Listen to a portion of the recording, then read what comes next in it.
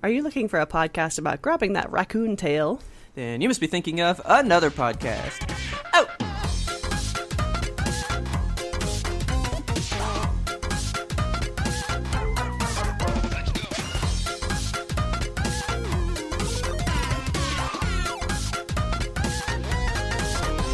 Good afternoon, Kelsey. Good afternoon, Robert. You see, these people think, oh, they're just podcasting. They don't have to do a lot of hard work. It's the holiday today. It is a holiday today, y'all. And we're working for you.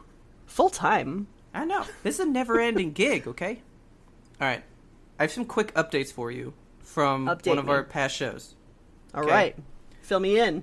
Okay. That will kind of lead into our big topic. Okay. All right? Well, first of all, I got my RetroLink GameCube controller in finally. Oh, fuck yeah. So, plug it into the computer, go and play some GameCube games. Fucking none of the buttons work. What? I'm like, okay, press forward. He moved. Good. Just playing Luigi's Mansion to test it out, right? Yeah.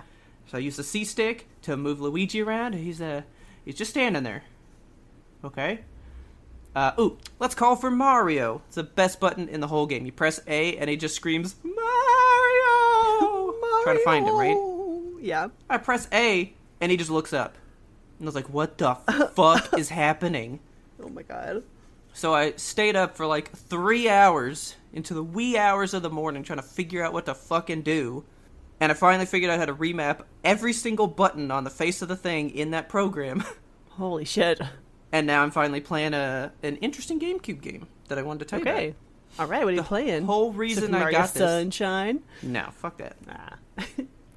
Ah. Which, thank you, Ismail, for pointing out that they did fucking finally announce the Mario 35th anniversary thing.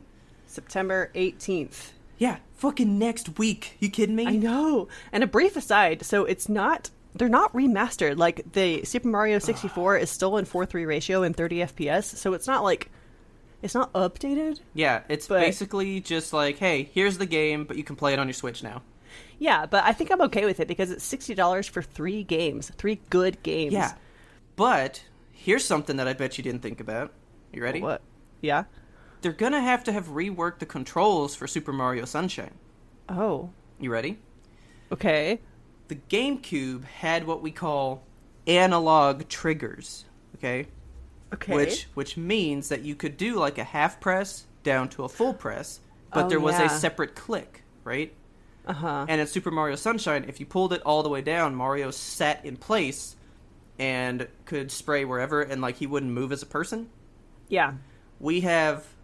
I always hear them talk about the old, but not what the new one's called. So I guess they're just called digital triggers. Okay. And they don't operate the same, so a lot of people when they're playing old GameCube games, like in ROMs, like I'm trying to do for the game that I'm playing, Yeah. controllers don't work because newer controllers don't have the same type of triggers, so some of the games are unplayable. I never even thought about that. So Mario Sunshine may be tweaked a little bit. Okay. So they at least enhanced something. Yeah? Yeah, I was a little upset that they didn't really pretty these things up. I know. Because Mario Sunshine... Okay, so real quick. The GameCube. Yes. Top tier, probably one of the greatest gaming systems of all time. The GameCube? The fucking GameCube, dude. Okay. Things on the GameCube look amazing still today. I never owned one, so I don't really have a frame of reference, you know? Dude, PlayStation 2 games still don't look as good as some GameCube games do today. Damn. And Mario Sunshine is gorgeous. It's a beautiful game. It is a really pretty game. I would have liked to have seen that, given, a remaster treatment. And really just slap some makeup on that shit. You know? But Mario Galaxy is just breathtaking to look at. If that had been scaled up, we wouldn't need games anymore. Top tier visuals reached. Yep. We don't need to do video games anymore. Mario has finished it. He's the best. He won all the medals. He can all go home. Taylor actually had told me about it too, and she goes, did you know that it's a digital only release? Yeah. And I went, oh shit, that sucks. Okay, you buy one, and then I'm gonna buy one. I mean, it's kind of ridiculous. We're going to spend like $120 on this, right? So you're each going to get one for each of your Switches? Yeah. Okay. Well, she likes digital games anyway, and so Yeah. I usually will buy the physical card, and then we'll swap it for a while, and then she'll wind up buying the digital down the road. Okay. Right? I actually found out there is a physical copy that is being made of this game. Oh, really?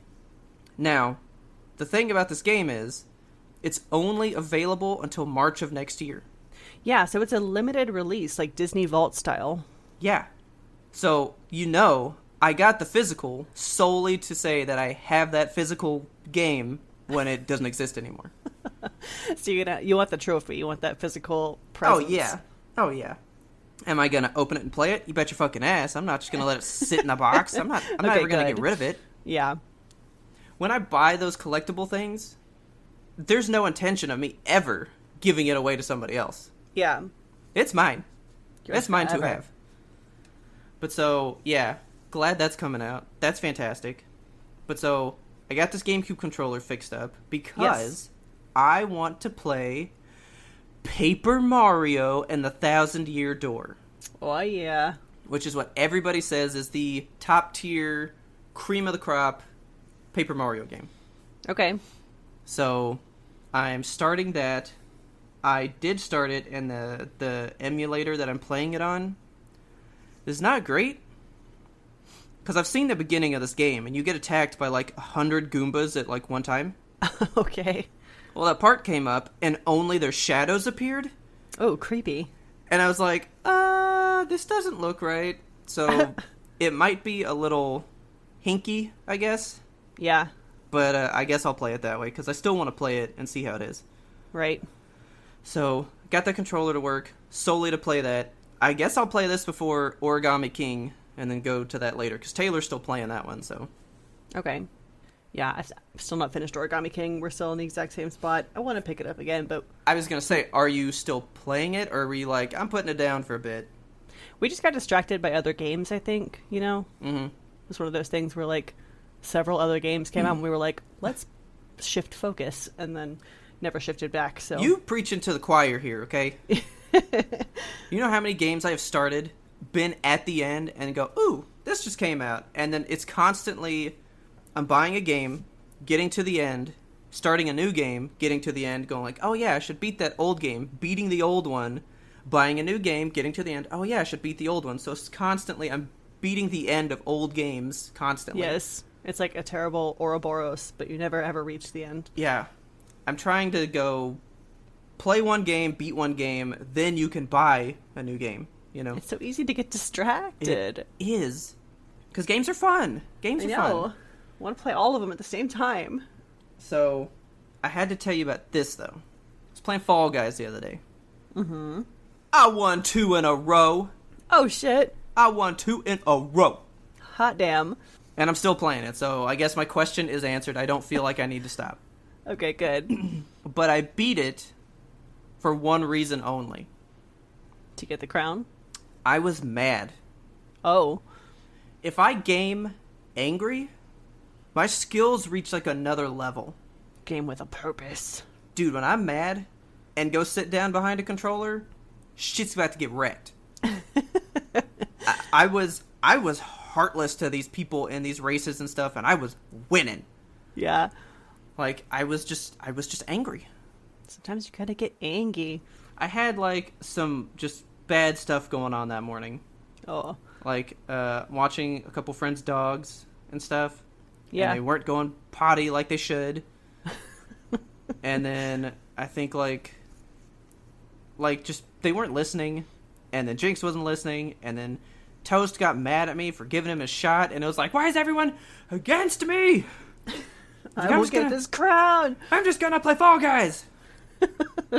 And, man, who knew that, I mean, the dark side might have something going for it when they say, put the anger behind it. It works.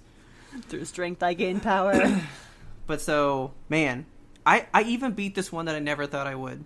You've watched some gameplay, right? I've seen a couple of them. So I know, like, the raccoon tail one, and I know there's one where you, like, jump on honeycombs. Okay, that honeycomb one is a beast. It is the hardest thing. That's the one that Tim the Tatman won, isn't it? Yes. Yeah. me and Taylor have agreed we'll never beat the honeycomb one. I beat the honeycomb one. Oh my god.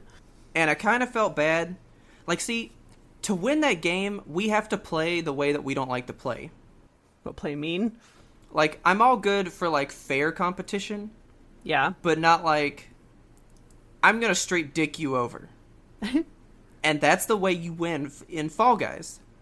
And so I was just having to straight dick people over, and I won. Well. And I kind of felt bad, but I was angry, so I was like, I just win. Ugh. You know? Yeah. But so, like, I was having to, like, cut people's paths off and just let them die. And I was like, sorry, but I'm more important right now.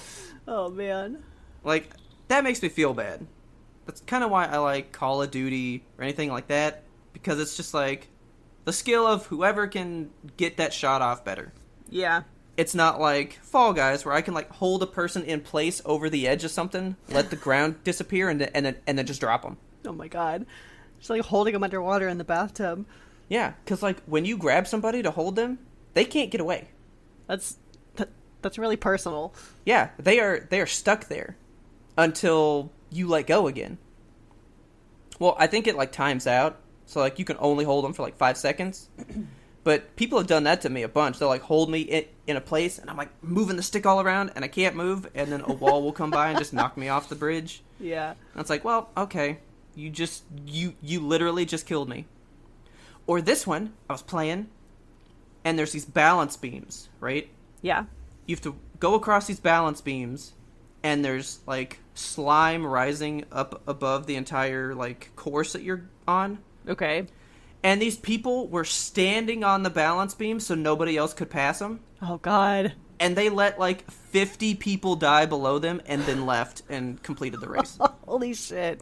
That That's is cruel. straight dicking you over, you know? It sounds like that's what you kind of have to do to win in these games. It is, and I don't like it. But you gotta sometimes, I guess. Gotta be rude. Anything else going on with you lately? I want to touch on the Sims Star Wars expansion because Okay. I stated last time how excited I was and that I was going to get it day one. Well, it sounded like you were a little skeptical. Well, you were like, I'm going to get it, but I don't have high hopes. yeah, so Okay. I always kind of like curb my hopes with EA and the Sims because they tend to like dangle the carrot, and then when you bite the carrot, it's actually just made of cardboard. So, And you're like, ugh, yeah, turns out this is another cardboard carrot. damn it. Okay. So, aliens in The Sims are already like a fleshed out thing. They're like an occult Okay. race, I guess. Like they have witches, they have wizards, they have aliens, they have fairies and stuff. So Vampires, right? Vampires, yeah. You get to be like Okay. different aspects of just some kind of cool occult thing, and you have different special abilities for it. Okay. And so you would think that with all the different Star Wars alien races, that they could just build those into the existing alien occult lifestyle, right? I mean, the groundwork is laid. So It's why laid. Not, right? Why not walk on the path? No, EA said, we're going to give you guys stockings and long gloves and big creepy masks that you can pretend to be an alien, but you'll still be a human underneath it all. So they gave you costumes. You're not Yes. actually an alien Yes. like you are with the other ones. Right. So, like, what's the point, EA? Like, what have you done here? I don't know why. And I don't think, from what I've heard, I don't think Jedi and Sith are even a thing in this. Like, there's typically when you get a game expansion or a stuff pack like this, you get different aspirations. Like, I want to be a Jedi, and you can learn the Force. Why Yeah. don't they build out another occult item that's like, you can be either Jedi or Sith, and you learn the Force, and you get different abilities? Because, I mean, the groundwork exists. Why not use it? But no, EA was like, how about costumes? And it looks terrifying when you put on all the alien stuff at once. Like, you get these thigh-high stockings and Okay. like bicep-high gloves, and then the mask like cuts across your shoulders. So Oh my it God. looks almost like the alien is wearing a human romper, as pointed out by one of my friends, which Okay. is maybe the best phrase I've ever heard. Human romper. Like, I want a human romper. Just looks like it's made of skin. It's terrible. I wish they had done better. Do you think this could have anything to do with, like, work from home and Corona stuff, they were like, we just don't have the resources to build this right, so let's make it cosplay. I don't know, man. I feel like... Or do you wish... want to just say that it's EA living up to their worst company ever title that they win every year? I think that's it, because Okay. I want to believe that they were going to try and do something good here, and maybe they got sidetracked due to the pandemic, but also at the same time, it's probably just EA being EA. Okay. Get me mad, get me heated. Oh man, you got one of those? I got one of those. I haven't done that yet. I'm still drinking some coffee. Can't have just coffee on this bright morning. I just don't even know what to say, because it's just like wasted opportunity. I know. So I'm not going to buy this day one anymore. I'm probably going to wait for it to do like a big sale or a price drop. Oh, so you haven't bought it yet. Good. Okay. No. Yeah, I'm not going to buy it until EA apologizes formally in the way of a price drop.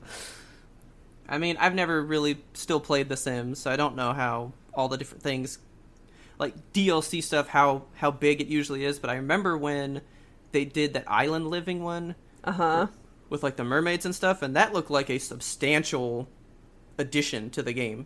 Yeah, that one was really good because you got a cool new map, you got cool new jobs to go with it, the environment responds to stuff that you do, and Yeah, see, that was cool. Yeah, I just want to see more stuff like that, you know? And so is this more just like, you can dress up as your favorite Star Wars persons? Yes, that's exactly it. Play dress up.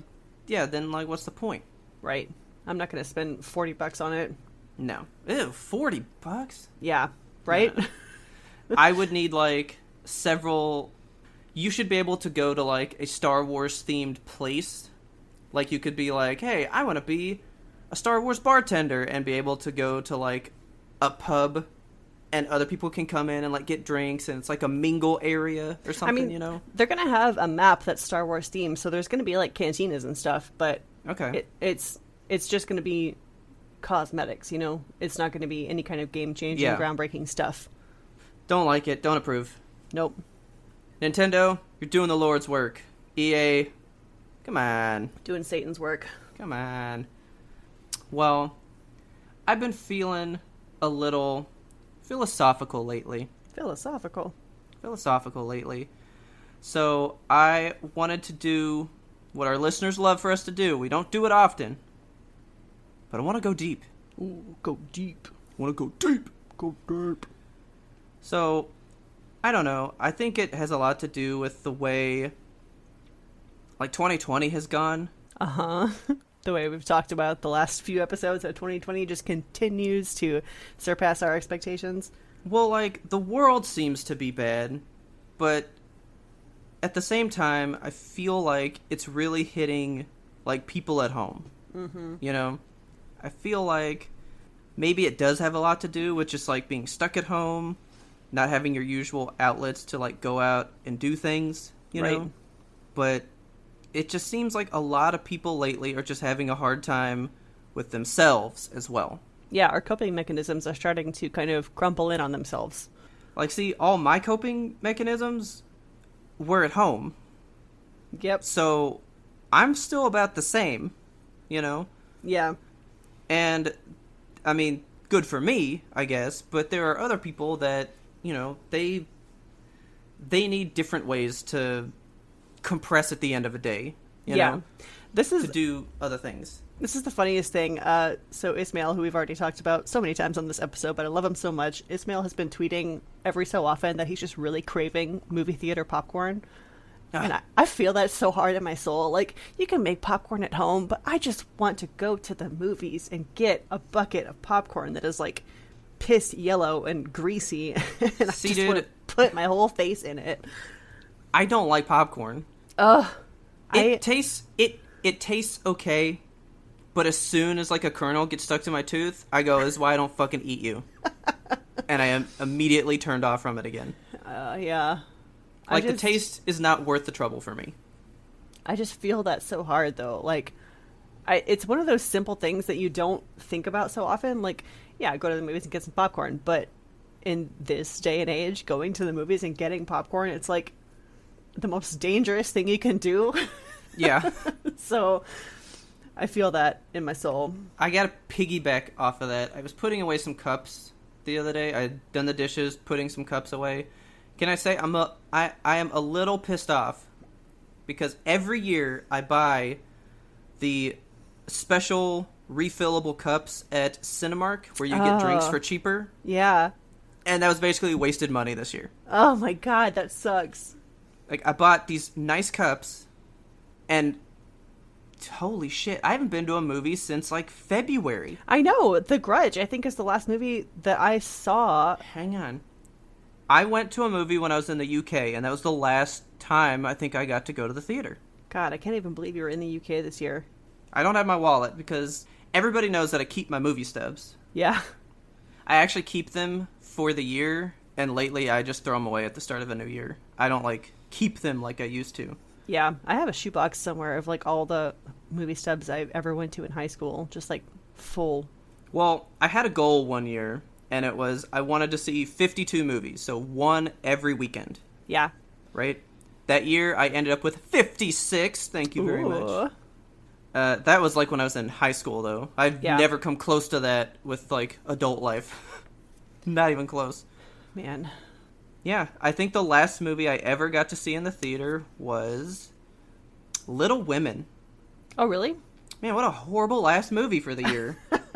That movie was boring. I'm sorry. It was a boring movie. Oh, boo. Oh, the last one I saw, I remember now. It was, what the fuck was the name of it? It was Blue Guys, and the dad is just legs. Onward? Yes, Onward. I saw that one. You got to see that? Oh, I did. Nice. That was, like, the week where shit started to get real. I remember taking Lysol wipes to the theater and, like, wiping down the seat before I sat down. But, yeah. Actually, no. I think mine was Sonic the Hedgehog, because that was this year. Yeah, Valentine's. Yep. Valentine's this year. So, okay, great. Great last movie for the year. Love it. That's pretty good. Yeah, okay. I was like, wait, was that Valentine's last year? I was like, that seems impossible. God, so much has happened this year. It's been, like, 6 years long. I don't know. I've just been thinking about people lately. Yeah. And I've just been thinking about me lately and all that kind of stuff. So I just kind of wanted to talk about just the ways that we see life, the way other people could see life, because I think, especially in a time like this, it's easy to get lost. Oh, absolutely. It's easy to get lost in your own mind, in your own head, because there is nothing else. There is no outside world really right now. You know? We've got, like, hardly any distractions. You know, you're just left alone with your thoughts in your home. And God forbid you live alone, you know. I feel lucky to have a partner here with me that's just through thick and thin. So I don't have to sit here alone with my thoughts. But I know there's a lot of people out there who just live by themselves, or they live with their parents, or they live in a bad situation and they can't get out of it because of the circumstances. Exactly. So I would just like to start this with, if any of you listening are going through anything, that's what our listener mailbox is for. Yes, please. Like, we're not trying to just have you tell us, talk about this funny thing, or hey, here's what I thought about that. If you need to talk, we can talk. Absolutely. That's what we're here for. We're not going to, like, if you want to send us an email and you don't want us to read it on air, or if you want us to read it anonymously on air, we can do that too. Just let us know, like, hey, don't read this. I just need somebody to vent at. I think this whole train of thought kind of started when I read that Chadwick Boseman had died. Yeah. Right? You know, he was going through a hard time and continued to output good in the world, you know? And the things that he put out in the world affect people and will matter. He had said something in this interview that I watched, and that's one of the reasons I'm here on this podcast. He had said that, he did the Black Panther thing, and he goes, that's cool and all, and I think to myself, that's great, but what is this going to offer to the world? He's like, a lot of people go, oh, it's just going to be good for some entertainment and all that stuff, and he goes, but when it's done right, it brings hope to people. Yeah. It can change somebody. When we say things on this podcast, I hope it does something for you. I hope that you get a thought that you've never had, that you grow upon something in some way. I'm not going to tell you how to live your life, but I hope that we can offer things about life that you can apply, and that it does mean something and it does change something for you, you know? Yeah, absolutely. I would like to leave a lasting mark through just talking with you that other people can run with, you know? You know, I never really thought about that. Like, this podcast is going to just kind of exist after you and I are gone. Yeah, if we were to even just stop the show now, there's, 80-something shows that people can go back, listen to that. I mean, what if, like, one day, like, all right, let's say we keep going for, like, 20 more years on this, right? Right. But one day there could be some kid that's like, man, they're, like, really popular today, but where'd they come from? and it can inspire them to go, they were just two people that bought some Yeti microphones and just decided to talk to each other. Just shoot the shit for an hour each week. That was what this started as. Yeah. Everything starts from just an idea, or just everything's a small step leading to something bigger later. Yeah. And so I just kind of wanted to talk about all those kind of ways that, like, you look at life, you see things and all that kind of stuff. Right.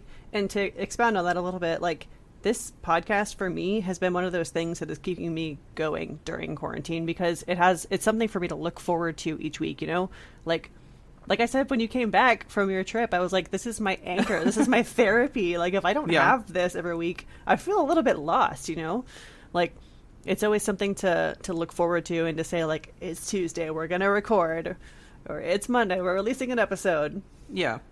So that's something that I wanted to tell you. I've been, dealing with a lot of stuff, doing things, at home and with other people and all that stuff. Mm-hmm. And, I mean, I have felt like I haven't been, like, 100% into the podcast. Yeah. Have you felt that? A little bit. I know. And I just wanted to say that I'm sorry. I love doing this podcast with you. I love doing this podcast with you, too. So, it has not been said on the show, but I had left my job a while back. So, there's plenty of time for me to put a lot of effort into the show. You know what I mean? Yeah. And I feel like that drive just hasn't been there because of other things that have been going on. Yeah. You've had a stressful time. And so I just wanted to tell you I love the show. And I love doing the show with you. And I would like to be a bigger part of the show and do more. Okay. Because this can be something to somebody else, Absolutely. I want it to be a voice for somebody down the road. Yeah. So I'm really looking forward to our October stuff. Oh, me too. Because that's going to be a good time. Yeah. Should we tease out, like, a little bit of what we're going to do in October? I mean, I think we've teased out a little bit that we're going to do something every weekend. Yes, so we are planning to... But do you mean the content? Well, so we don't have the content nailed down quite yet, but I do know that we're going to be streaming spooky games and spooky stuff every Saturday in October on our Twitch channel. So if you're available on Saturday to watch it with us on Twitch, you can chat with us in the little chat there. Or if you're unavailable on that Saturday, you can always watch it again on our YouTube, because it'll be up there permanently. Quick aside, before we, get back into the heartfelt shit, right? I was watching some YouTube streaming the other day. Mm-hmm. Do you remember when Dr. Disrespect was kicked off of Twitch? Yes. He's back on YouTube. Okay. I'm sorry. I love him. I think he's so awesome.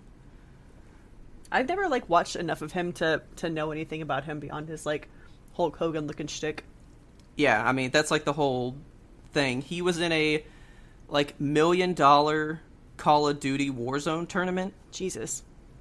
And I was watching him do some qualifyings, and he was playing with, like, a little kid got paired with him. Yeah. So, like, he has, like, this whole persona, right? Yeah. And he's all, like, tough. He's like, come on, let's get it! And he's, like, real gruff, right? Mm-hmm.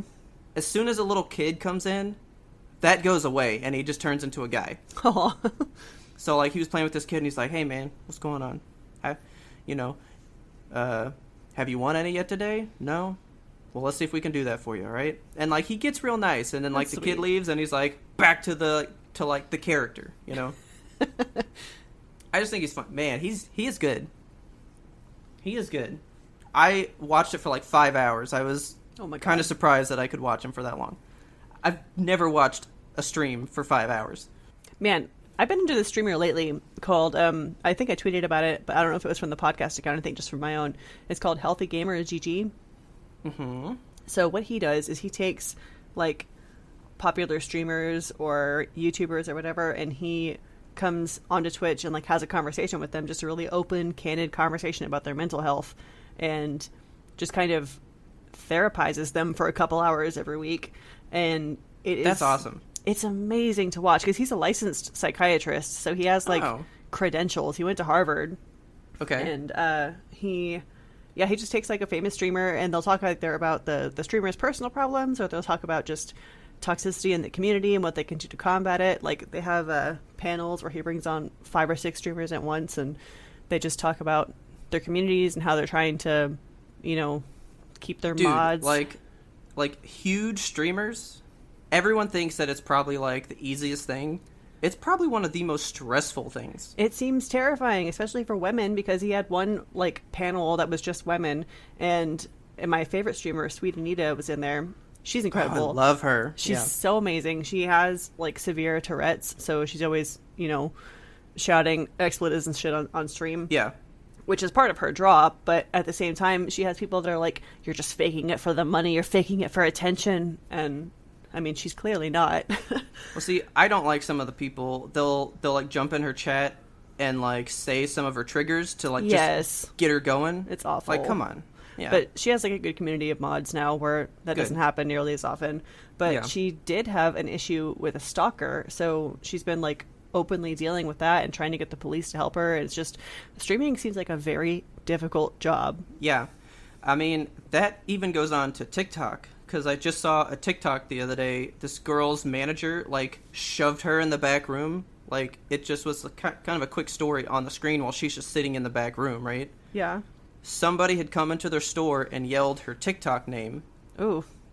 And so this person, I guess, has found out where she works and came to her work, so her manager, like, had her back and, like, shoved her in the back room and, like, made her hide and was like, she's not here, That's scary. And, like, this guy had her back, but somebody found out where she was, like, on TikTok to her job, Terrifying.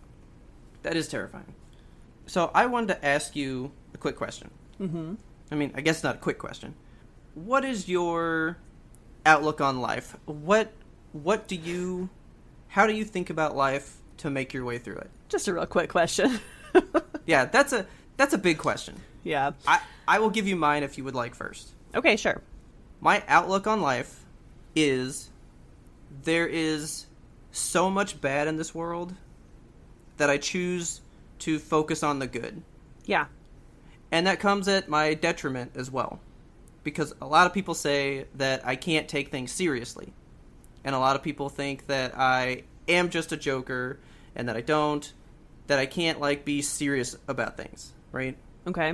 Well, it's because that's how I get through it. Because I see too much of the bad that's in the world, but I don't want that to be my focal point, Yeah. I see a lot of the bad, but I want to promote the good because there is good, and I don't want the bad to overshadow it, Yeah, I agree. So I will admit, yes, I tend to take things to a joking manner, maybe a lot more than I should, right? But that's how I make it. Yeah. That's my philosophy to get through. That's your coping mechanism, That is my coping, yeah. Yeah, I think if I had to boil it down to a sentence, I would say leave it better than you found it, And that's not just for places, it's for people. So I like that. If you come into someone's life and your goal is to leave them better than you found them, you're trying to, help them get through something, or, just be a positive influence in someone's life. I really like that. So don't go into someone's life and be like, I'm gonna fucking wreck their shit. Like, never, Yeah. never have that outlook. That's bad. So I've been replaying God of War again lately, the new one. Yeah. And there's a sentence in that game that is the one thing that I really took away from it, right? Okay. It's very early on in the game. He's hunting with his son, and his son just kind of like sees the deer they're going towards. He just kind of runs up, he's loud, and he shoots. He misses. It causes a whole thing, right? Uh-huh. So Kratos gets really mad at him, and he's just like screaming at him, and he's like, "What are you doing? You only..." And he takes a second, he breathes, and he goes, "Only fire when I say to fire." And he goes, "I'm sorry." So the kid says that. The kid says, "I'm sorry." And he goes, "Don't be sorry. Be better." Yeah. That sentence hit me so hard. Don't be sorry when you make a mistake in life, because you're going to make a mistake in life.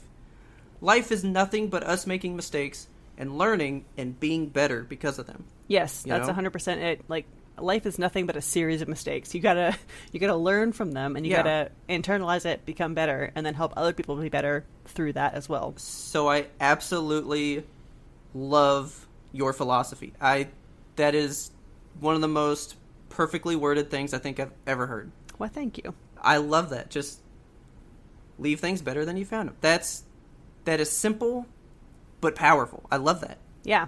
That is fantastic. Speaking about that, like, I just kind of thought, like, the way that people do cope, the way that they intake things, I think sometimes people take what people are into as bad things. What do you mean? Like video games are a bad hobby to have or something? Yeah, like video games, movies, like that kind of thing, because everyone knows that I love movies. Yeah. But every movie I watch, I take something from. To, like, weird extremes that you may not think about. Okay. Right? Like, I can't... Like, every movie I watch, I take something away. It's not just, oh, that was a good story. Like, I know that I've told on here, The Iron Giant. It's one of my favorite movies of all time. Yes. When I tell that movie to somebody, it's not, oh, it's a giant robot and a kid that meets him and that stuff. To me, that movie is the power to choose to be, like you said, a good influence in the world. To be Superman.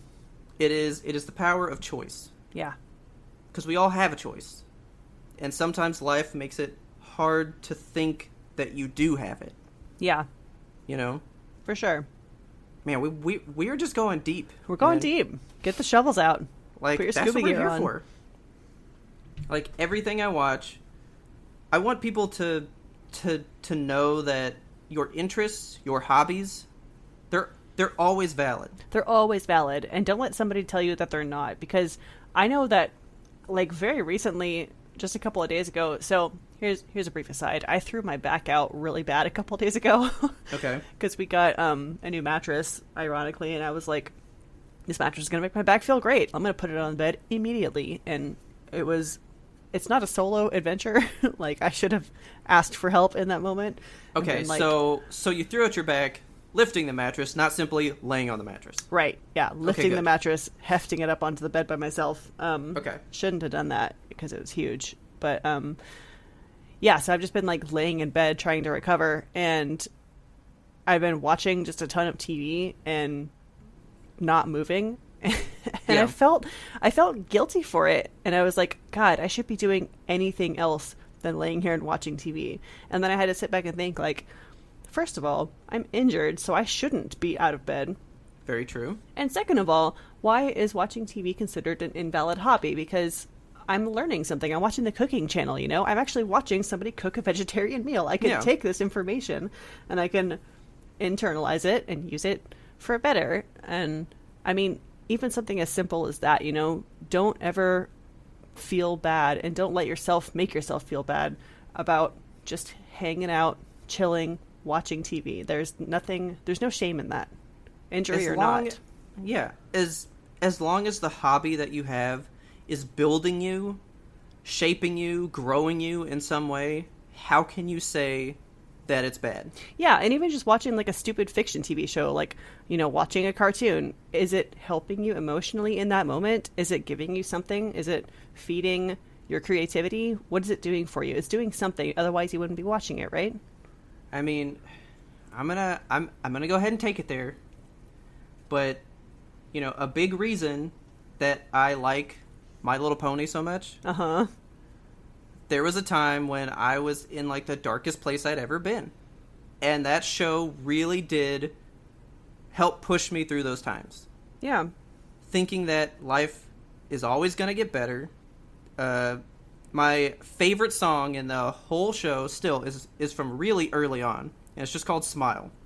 And it's all about how being a positive influence on everybody else and getting that smile makes it all worth the trouble to go through it. You know? That's nice. And I was like, that's actually, you know what? Like, yes, I am going through some stuff. I'm having a hard time. But why is my having a hard time going to keep somebody else from being able to smile today? You know? Yeah. I should be a positive influence there, even though that's going on. You know? Yeah. Because it's not anybody else's fault that life has gone the way it has gone. You know? Right. And so, yeah, if your hobby, if your fursona makes you happy, we are all about that shit. We are all about that shit. Put that fursona on. We are all about everything. That's why, you know, we've always wanted to just hear about it from somebody else in that way, you know? Yeah, for sure. I just want people to know that life can be hard. There can be a lot going on, but you have to find a way to make it through it. Yeah. I think hobbies are a great way to just kind of disconnect and really kind of look at yourself and look at what you want to do. Like, if your hobby is watching TV, cool. If your hobby is drawing or whittling or singing, dancing, I don't know, just something that I fucking wish I knew a whittler person. That would be the coolest. That would be the coolest. You kidding me? Whittle away.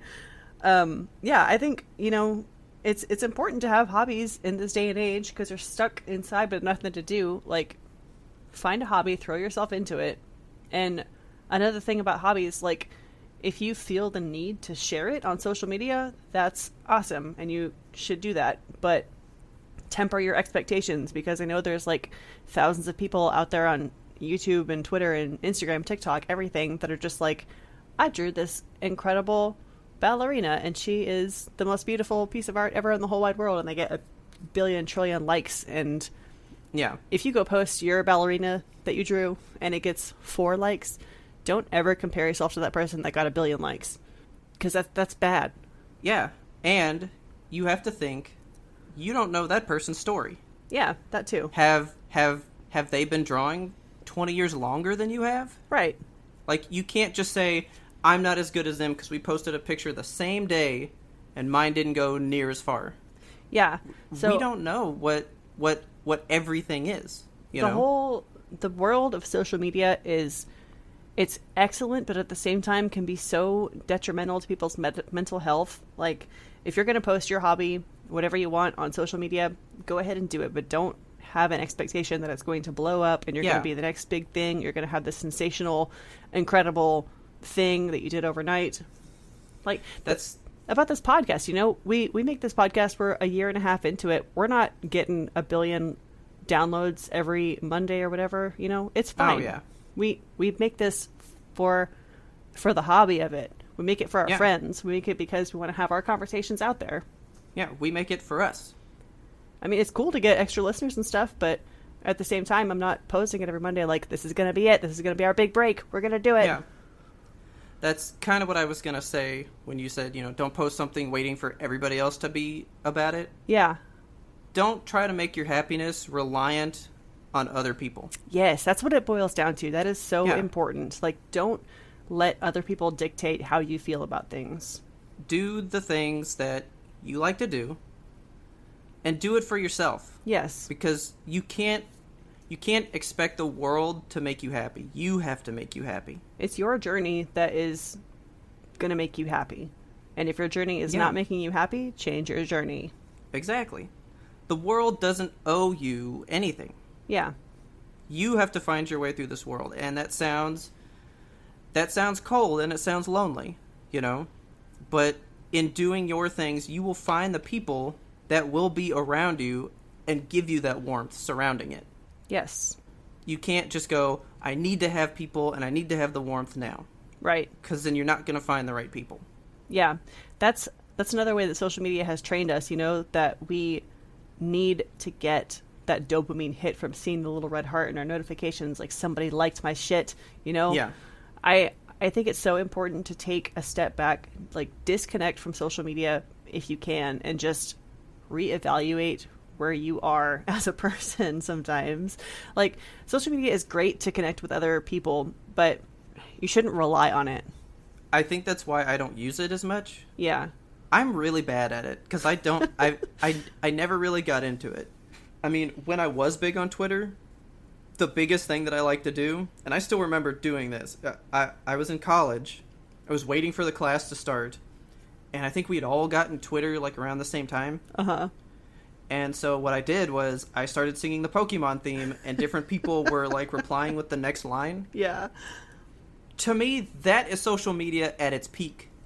Not a like, not anything else, but just that was a nice little communal moment for all those people in that little joke, and then it was good. Everyone just sharing a nice human interaction. Yeah, the human interaction, not the thumbs up, the hearts, and all that kind of stuff. Yeah, it's just important to have like genuine human to human interaction in your life, and if you are not getting that from social media, you need to take a step back and find your support system, because life gets hard without a support system. Yes. Life is just a wild ride. It is. This is a deep episode. I mean, it is. That's what we're here for. Yeah. If you need our social interaction on social media, write to us, talk to us. I mean, that's what we're here for. Absolutely. I wanted to tell you about this guy because you made me think about it. Okay. I don't think he started on TikTok. Maybe he did, but he's been on YouTube. He's been on the Good Morning America show and all this stuff. Okay. I maybe told you about this, but his whole gimmick is he will walk up to a random person and he says, "Are you happy?" That's the whole thing. And they're like, "What?" He's, "Are you happy?" And he gets into the most like real conversations about stuff sometimes. Yeah, that's how you open a conversation right there. And so the whole premise of his whole thing, I'll have to find a link to this guy.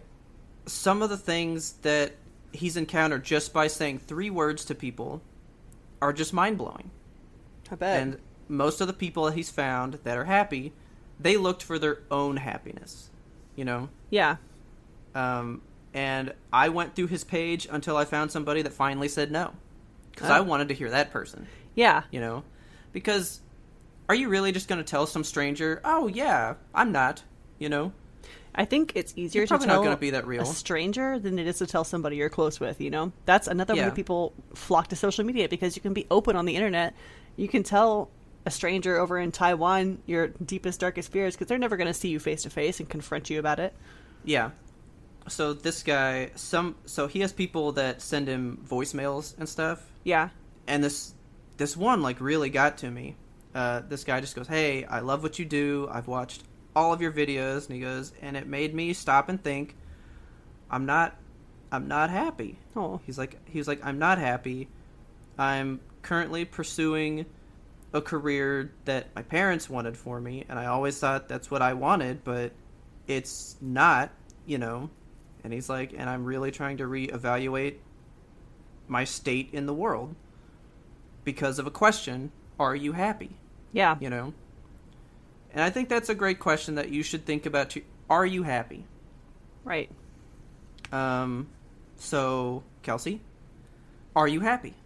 I mean, in this moment, I think so. As happy as I can make myself. I am happy. And I always find... So, here's an aspect of life that I've never quite understood. Okay. Like, you'll talk to some people and they're like, "Man, like, I really miss the old days." Yeah. Like, people that want to go back to an older time. Yeah, people that reminisce about high school and stuff as if it was the best 4 years of their lives. That's regression. You're losing things. Yes. You're losing years of time that you've gained now. Every time I've always asked myself, when's my happiest point in life, it's always been then. Just like right now? Yeah, right now. Yeah. Like, I have things that I didn't have before. So, like, okay. I mean, it's going to sound dumb, but, like, all right, so let's say when I was 17, right? Mm-hmm. I just gotten out of high school, all that kind of stuff. But, like, I mean, yeah, that was a good time. Like, I always say that 2007 was the greatest year ever. And it was. It was the best year of my life, hands down. But I'm still happy now. Yeah. And I would never want to be in that time again. I had that time. I want to grow and have more from that time. If Yeah. I was in if I was in 2007, I wouldn't have this podcast. Exactly. I wouldn't have Jinx. Yeah. I wouldn't have Taylor around. I wouldn't have brand new God of War to play. You know? Yeah. Like, life moves forward and grows, and hopefully you have things that you enjoy that you say, now's my best time. Now's the best time in my life. There's always got to be something for you to, like, latch onto, to look forward to, you know? Like, that's a big part of how I have been getting through 2020, is just having things on the horizon to look forward to. And like we've said, it's becoming slim. Yeah, well... But that's why we're here. We're trying to find you things to look forward to. And you got to put things on the horizon for yourself, you know? Like, yes. Plan to have something. Make a cool purchase online. Not like thousands of dollars. It's going to put you in debt and sadness. Just make, like, I'm going to buy a cool little figurine, and it's going to come in, and I'm going to get that hit of dopamine, and I'm going to have that figurine, and it's going to be fantastic. Yeah. Which, I'm just going to go ahead and put out a little shout out. Ismail, you're like the star of the show today. For real. Tagged me in a post about a Journey figurine, right? I literally read his post and had already purchased it within 60 seconds. It is a cool figurine, to be fair. Man, Journey was one of those things that I think can help you with like it's a sad game, kind of, but it's also beautiful in a way. Yeah. So I know you've never played it. It's simply about the journey. The game's never about the destination. When you get where you're going, I'm going to go ahead and give you a spoiler for everyone that hadn't played, you know, this like 10-year-old game now, okay. Right? When you get to the end of the game, it restarts. Oh. The loop restarts again. It's always about the journey. It's always about walking to the mountain. And then it has that online system where it just pairs you with a random person online, and then you two take the journey together. Yeah. It's solely about getting there, but not so much about reaching the destination. You know? Right. It's all in the journey. What are the memories you made with this new person as part of your overall journey? You know? Uh-huh. And yeah, so I just had to buy that figure immediately because I actually saw it and kind of teared up thinking about my journey that I took the first time. Uh-huh. That game really got me. Like, I remember the first playthrough vividly. So vividly. And it was some guy that was in England when I got done. It was just some guy, and he goes, "Thanks for being part of my first journey." And I was like, "Hey, that was part of mine." We kind of talked for a little bit. He was in England, I was in Texas, and we've never spoken again. It was just one tiny piece of the overall journey, but it has lasted with me all this time. Yeah, he left you better than he found you. Yeah. Never think that a small thing that happens in life, be it good, bad, or anything, won't contribute to your overall life. Right. Everything we do builds us, grows us, shapes where we're going to go and what we're going to be. So if you're going through the hardest time right now, it will get better. Things always get better. You have to work to make it better. That's one thing a lot of people don't tell you. Like, they say it will get better, but you have to be part of your journey. You have to help yourself. Yeah. And then you're going to have grown because of the struggle that you've had. For sure. You're going to be stronger than you were before. Like they always say that, you know, what doesn't kill you makes you stronger thing. Mm-hmm. Totally buy that. Unless it kills you. But I guess that's that's in the if statements. So what doesn't kill you just hasn't killed you. But if it has killed you, well, that's it. What doesn't kill you hasn't killed you yet.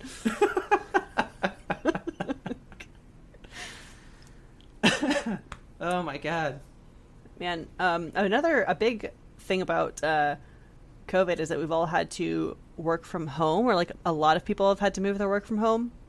Yeah. And I think that a big part of the stress that comes from that is people are having a harder time leaving their work at work, because it's much harder to disconnect when you're working from home. Your office becomes your bedroom. How can you put your work away and say, like, I am done with it now? I think that's been a big stressor in these trying times. that was always a big one for me. Like, when we started to work from home, everyone's like, aren't you happy? And I was like, no. No, now my stressor is just where I live. I have never enjoyed a job that I've owned. I've never worked a job that I wanted to and fully liked.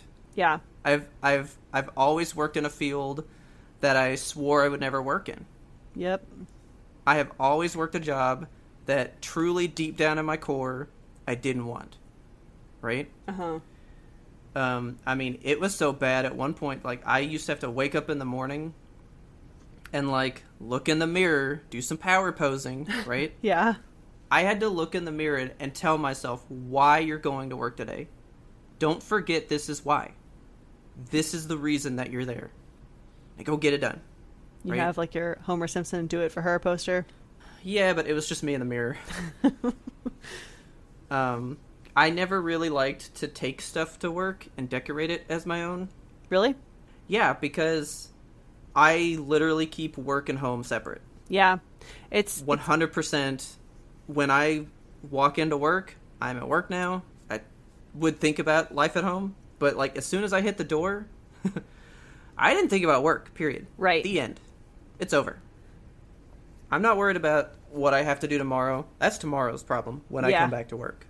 Yeah. I've been struggling with that too. Like I've said before on the podcast, I've been working from home for several years now, but because I'm literally just stuck at home now, I don't have places to go. I've been struggling because I used to have my gaming, podcasting, and office all in one room. Okay. So I would spend all fucking day in the same room, like working on one side of it, and then when I'm done work, I go over to the gaming side of the room and I do my podcasting stuff. Yeah. Yeah. So I had to separate those out, and now I have like my podcasting, gaming, art studio, and then I have my work in like another section of the house. So that's been a big help for me, just kind of compartmentalizing it. And another thing I did is that I've been struggling terribly with insomnia since quarantine started, because I just fucking lay awake and think, like, what if Richard died tomorrow? Oh my god. What if I died tonight? Yeah. And I just stare at my ceiling and have dark thoughts. But I always felt like I was not productive in the mornings because of that, because I would wake up and like just think about pounding coffee for the next 2 hours and not be productive at all at work. And I told my boss, I was like, hey, I can't sleep anymore. I'm having troubles here. And she was like, oh my god. And she helped me work out like a different schedule that I can work. So instead of going to work at 8 a.m., now I work at 10 a.m. So it's been much more like convenient for my lifestyle, I guess. I can still stay up and have my panic thoughts and still feel productive in the morning. There you go. Okay. So it's been awesome. I know that not everybody has that ability to, first of all, work from home, and to second of all, have a boss that's cool enough to flex your schedule out like that. But if it's something that you can take advantage of with your company, I would 110% recommend it, because I feel so much lighter and freer now that I can manage my schedule differently. That's fantastic. Yeah, it's been Love a great week. So the separating out the work and home thing, this just made me think, you know, there are those people that bring their work home in their head, right? Or whatever. And so this ties back to movies and how they shaped me as a person, because I am constantly trying to learn from them. Yeah. One of the reasons I never wanted a job like that is, how many like 90s movies can you remember where it's always, well, Dad's at work, so he can't come to my Little League game, and like he always misses this, he always misses that, right? That's a huge theme. Because it's real. Yeah. I mean, there are people that think that if they pour their entire life into their job, that the job will reward them one day. And that never fucking happens. I'm going to tell you that right now. Corporate America doesn't give a shit about you. It does. But it happens to like 1%. Yeah. If all of us so let's say there's 10 of us. 10 of us are doing it. Only one of those people is going to become what we think we're going to get from that. Yeah. And it's not for like lack of hard work either. You know, I've seen people that work so hard their entire lives, they just put their face to the grindstone, and all they get is a bloody face. They don't get promoted. I see no benefit to doing that, because I've never seen the reward be worth it. Yeah. And this is not to say, like, don't try at your job, you know? Like, go ahead and give it your all, but don't give it your soul. Yeah. There was a guy at my last job. He did that so much. And I came up with one of the lines I'm most proud of on the face of this planet. Oh, yeah? Ready? He had pulled an all-nighter doing something, right? Okay. I was like, take a look at this. And I pulled out my driver's license, right? Uh-huh. And I was like, what does it say right here? And he goes, that's your address. And I was like, yeah. Does that have this building's address on there? And he was like, no. And I was like, yeah, so it shouldn't be your address. Amen. Everybody has to work to live. And I mean, I understand that. Yeah. If you love your work, pour your heart and soul into it. For Truly, sure. do that. But if you're working for a paycheck, do what you need to do. And then go home and stop thinking about it. Your company is not going like, man, I'm planning on how I'm going to make Kelsey's life better. Yeah, right? They're not thinking that. Absolutely not. They're thinking, oh man, she did a good day's worth of work. Good for her. You know? I did the rat race for like 3-4 years at my last job, and it wore me down. Like, I had a boss who was literally calling me at night to get like updates on what I had done throughout the day after my shift had ended, you know? And it was a corporate job. It wasn't something that was feeding my soul. It wasn't something that was, I don't know. It wasn't a good fit, I would say. But yeah, I did learn from it, you know? I learned that I don't need to work 24/7 to make myself feel good. Yeah. I think I've had to accept the fact that I will never be like crazy rich. Yeah. You know? I mean, I'm never going to have a job that just makes me, you know, insanely comfortable. Yeah, comfortable is good enough. Like, yeah, I'll be fine with 2 bedrooms and a roof. That's cool. Yeah, like, I just want to be, you know, like if, ooh, did you hear about the new game that's coming out? Well, let's go buy it. Right. That's comfortable. Yeah. You know, to just like, well, I don't have to worry about, oh, everybody wants to go out to eat? Let's go eat. Yeah, sure, you know. To not have to, like, struggle with, well, can't really go out to eat because that has to last me a month. Right. You know? Just comfortable is good. And, you know, we all have that thought that, you know, we're going to work so hard and be making, like, $1 million a year and buying Ferraris left and right. It's like, not feasible. It's not sustainable. Like, the people that do that, I mean, they call them the 1%. Yes. You know? But how many people did they step on and hurt to get there? Right. You know? The other I don't want to 99. step on and hurt nobody. You know? I want to earn my fair share and then just be good. Yes. You know? Don't pour yourself into a job that's not going to pour itself back into you. Yeah. That's not a way to get through life. I have always been real big on work is work, home is home. And that's why I love going to an office. I have to go somewhere to go to work. Yeah. I definitely see the benefit of that for sure. I mean, yeah, it costs gas and stuff, but it was good mentally for me. Yeah. You know? It just works different for some people. Yeah, some people, I mean, some people's jobs might be a perfect fit for you to work from home, you know? Yeah. But like you said, you've had to make a new room for it. Yeah, I made a room, I made schedule adjustments. I have it in a situation now where it works for me. Yeah, and that's awesome. Find a way to sustain your work-life balance. Like, all these companies tote they have a work-life balance, you know? But wasn't really work-life balance when I had to go to the UK and they didn't even give me a desk to sit in. Yeah. I was put on the corner of somebody's desk. That's pretty fucked up. Nobody cared. They cared that I got there to get it done. Yeah. But not what comfort level I had to get it done. Yeah. Just get it done. And a lot of companies, that's how they do see you as a number. Yes. And if you have a company that does not see you as a number, take that as a big win. Yeah, hold on to that company.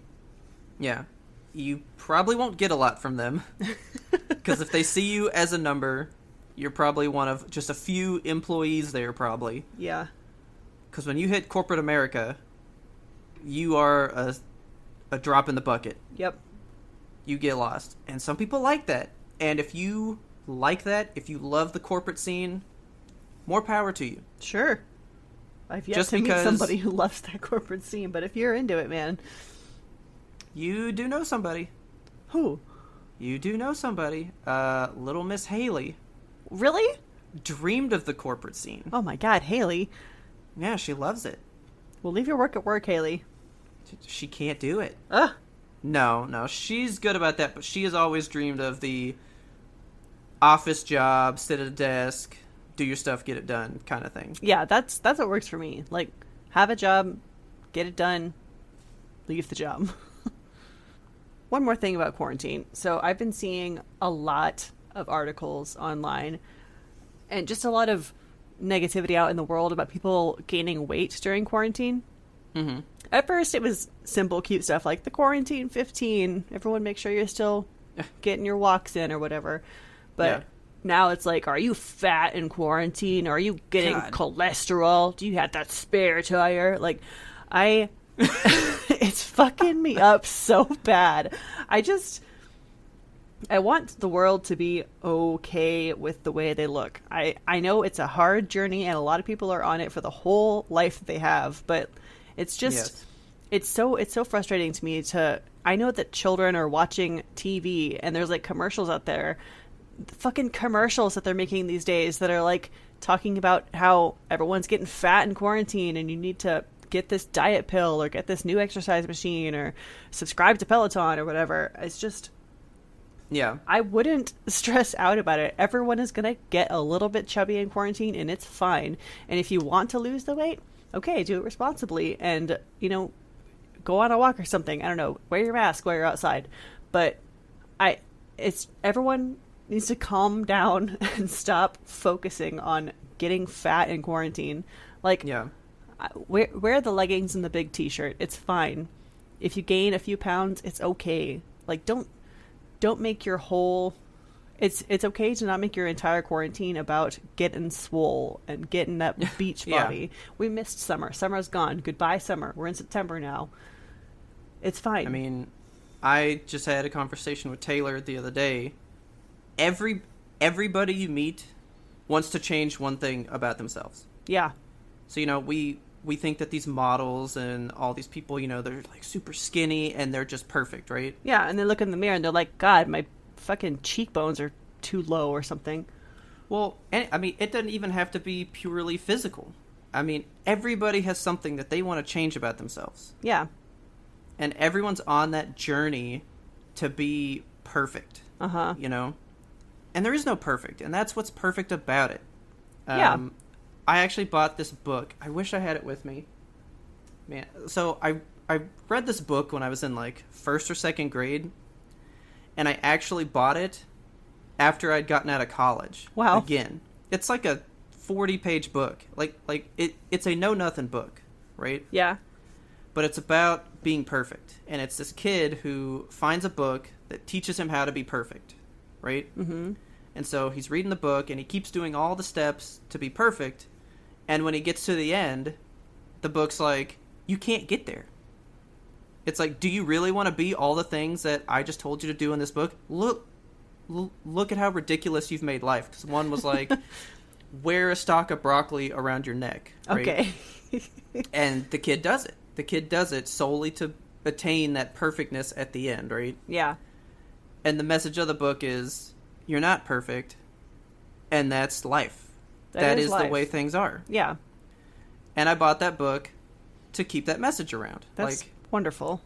It is a children's book, but that is a real message that I think adults lose when they get older. Yeah.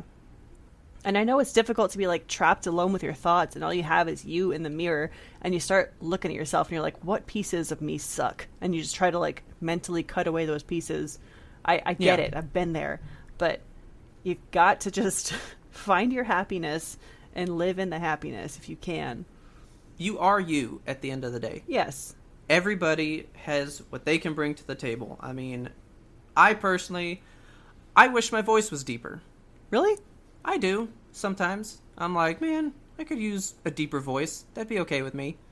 Yeah. But that didn't stop me from making a podcast with my higher pitched voice. Right.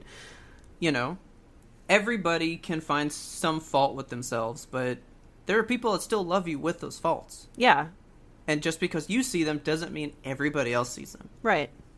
Sometimes I wish that people that were down on themselves I wish sometimes that I could project what I see to people so that they could see that, like the way that I view something. Yeah. If you do feel bad about your weight, something else with your body, just know that you're good. You're part of what makes this world diverse and interesting. And someone else is going to look at you and see the sunshine out of your ass, you know? No shit. Exactly. If you want to change something about yourself, I mean, you should be able to. You should be able to do what makes you want to be happy. Sure. Find a healthy way to work toward the goal that you want for yourself. Yeah. You got to find a healthy way. And just know that no change is instant. Yeah. Change is not instant in this world. Change is inevitable. And it is a long process. Yes. Like, there's too many people that like jump on those fad diets because they promise an instant result. Right. I used to do those when I was a kid. I'd be like, oh, don't eat bread for 10 days? I can do that. And then I would drop 10 pounds. The next week I would eat bread again and gain 15, you know?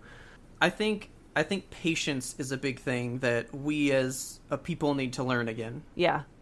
Like, we don't really have patience now. No, instant gratification. Another thing that fucking social media has brought to our generation. Yeah. See, there you go. Bringing it back full circle. Yeah, it's just small, gradual steps toward the thing that you want to be, and you will eventually make it there. And if... Yes. I don't want you to define your happiness by the end goal. Define it by the journey. Life is a wild road of shit. Yes. It's going to be good. It's going to be bad. It's going to be crazy. It's going to be weird. But just know that if you are doing good, you're being good, you're leaving things better than you found them, life will find a way to treat you right.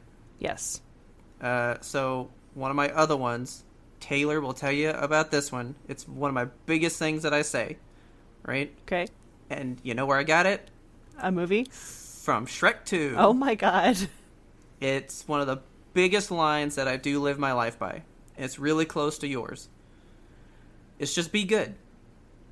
Yeah. When the giant gingerbread monster thing gets his arms broken off and he's drowning in the moat. Oh man, that's the saddest scene. I know. I cry when I talk about it, so I'm probably going to cry now. But all he says to Gingy is be good, you know? And I think that's one of the most universal truths that you can take in life. Be good. Yeah. Leave things better than you found them. Yeah. We get so swept up in, like you said, the social media, instant gratification, all that stuff, that sometimes we just lose sight of be good. Be a positive influence in the world in a way that you can, and life will take care of you in some way. Yes. You may not have the life that you want, but you'll find the life that makes you happy and that you need. For sure. Well, I am emotionally spent. Yeah, I think that's a good place to end it. And on the note of being the change that you want to see in the world, please make sure you go to vote.org and make sure you're registered to vote. I just got to remind you guys, it's coming up very soon. The election is upon us. I want you to get out there, get your voice heard, use a mail-in ballot if you can, use a mask if you have to go out and wait in physical line, vote early if you can. Take advantage of all the different things the political system is doing for us to get our votes counted. So I am back in active category. Hell yeah, boy. I updated my address. Do you know if Texas is doing a mail-in ballot thing? They are not. Okay, because I was trying to find this thing, and it was like, don't come to this government site, go to your state site. Yeah, I think... And it was like, every state has a different rule, so I was going to say, if they were, and you know about it, could you post it for us? Yeah, I don't believe Texas is allowing us. I know that you can't for fear of COVID. Like, that's not a valid reason. But if you have, like, a specific, like, an absentee ballot or something, I think you can still do that. But go to vote.org. It has all the information on there by state. It has polling places that you can go to. It has everything that you could possibly need. It's an awesome resource. Do you want to do good and be good? Leave this podcast better than we found it? Yes, please. Okay. All right, folks, I want you to please tell your friends about us and help us grow our audience. If you enjoyed this episode, I would love it if you just share it with a friend, maybe somebody who's struggling with their mental health or somebody who's struggling on their journey to happiness. Don't forget to subscribe to us on your favorite platforms so you never miss an episode. We release weekly every darn Monday.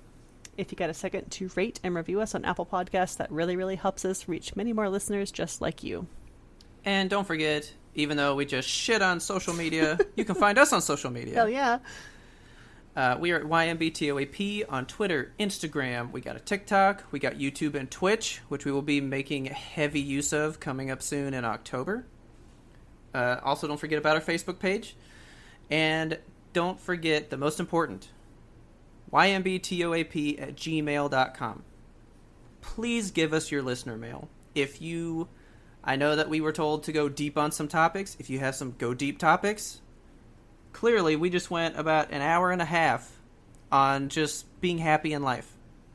If you have something else that you want, tell us about it. If you have just a story that you want to share with us, we would love to read that. We love to see different aspects of life, ways that you are coping or overcoming with something. Yes. As Kelsey said earlier in the show, if you would like to tell us about something happening in your life but you don't want us to tell other people, we can read it anonymously, and maybe our listeners can reach out and talk to you about it. We can talk to you about it. We want to make sure you guys are happy and safe. Yes, that's our number one goal. Because at the end of the day, we love you guys. You come here, you listen to us, and we love you for it. We want to make sure that you guys are happy and taken care of as well. And on that note, our theme song is The Grim Reaper Blows the Horn by Faraj. Please check him out on YouTube. He's putting out the good tunes. And as always, thank you so much for listening. And please tune in next time to get the answer to that burning question. Are you happy? I'm happy. Me too.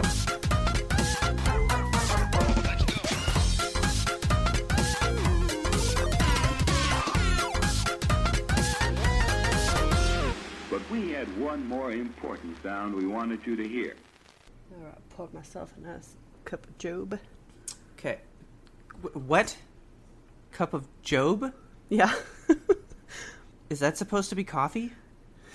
Well, you know how people call coffee a cup of Joe? Yeah. So, I think it's from like Rugrats or something. The kids called it like a cup of Job. I really thought we were going to get into one of these like, for all intensive purposes kind of things. No. And you were like, yeah, a cup of Job. And it's like, no, it's a cup of Joe. Like, from the biblical thing, okay. You know, Job. He woke everybody up. I was worried there for a second, like, do I need to teach grammar to the grammar Nazi?